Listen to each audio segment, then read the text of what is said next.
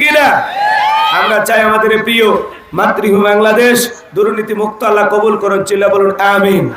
আমরা চাই আমাদের বাংলাদেশ মাদক মুক্ত আল্লাহ কবুল করুন, চিল্লা বলুন আমিন।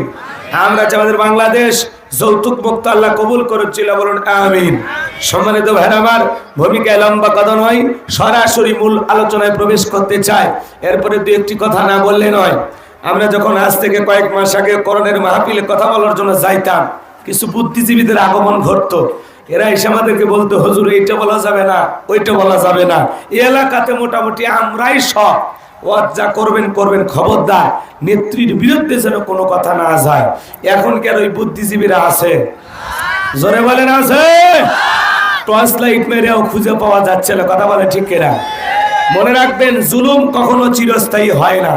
জালেমদের শেষ পরিণতি হলো পরাজয়, ইমানদারদের শেষ পরিণতি হলো বিজয়, কথা বলে ঠিক কিনা?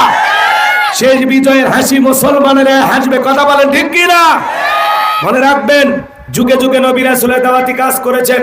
তাদের দাওয়াতি কাজে কাফের বেঈমানরা বাধার পাঁচিল তৈরি করে দিয়েছিলেন। এরপর আল্লাহর পয়গম্বররা শত বাধার পাঁচিলকে ভেঙে আল্লাহর জমিনে আল্লাহর পথে মানুষকে দাওয়াত দিয়েছেন, কথা বলেন ঠিক কিনা? আপনার আমার প্রিয় নবী কালেমার দাওয়াত দিকে, কোরআনের প্রচার করতে গিয়ে মার খেয়েছেন, রক্ত জড়িয়েছেন, দান দান মোবারক শহীদ হয়ে গেছেন।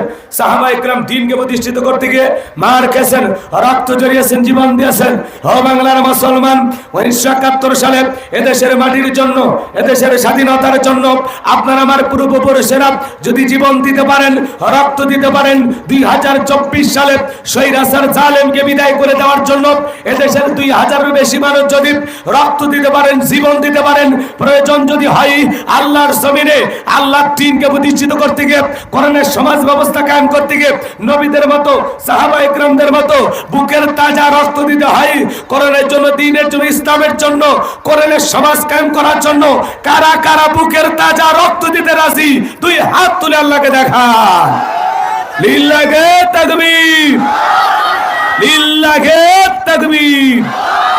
হাত সোজা করেন, টান টান করে তোলেন। আমি কি হাত নামাইতে বলেছি? হাত সোজা করেন, সোজা করেন। ওই যে মাঝে মাঝে হাত বেঁকা করে তুলেছেন, দুই হাত সোজা করার শক্তি নাই। আপনি পুরুষ মানুষ, দুধ, ডিম, ভিটামিন, ক্যালসিয়াম মাঝে মাঝে কিনে খাবেন, একেবারে দুর্বল হলেও চলতে পারবেন না। হাত সোজা করেন। আমার আল্লাহ রাব্বুল আলামিন বলেন, ইন্নাল্লাহা আশতারা মিনাল মুমিনিনা আনফুসাহুম ওয়া আমওয়ালাহুম বিআন্না লাহুমুল জান্নাহ। সূরা তাওবার 111 নম্বর আয়াতে আল্লাহ রাব্বুল আলামিন জানিয়ে দিয়েছেন, নিশ্চয়ই মুমিন বান্দাদের জান মাল আমি আল্লাহ ক্রয় করে নিয়েছি, বিনিময়ে দেব জান্নাত। বলুন সুবহানাল্লাহ। তাহলে বলেন তো বাজান, আপনার আমার জীবনের মালিক কে?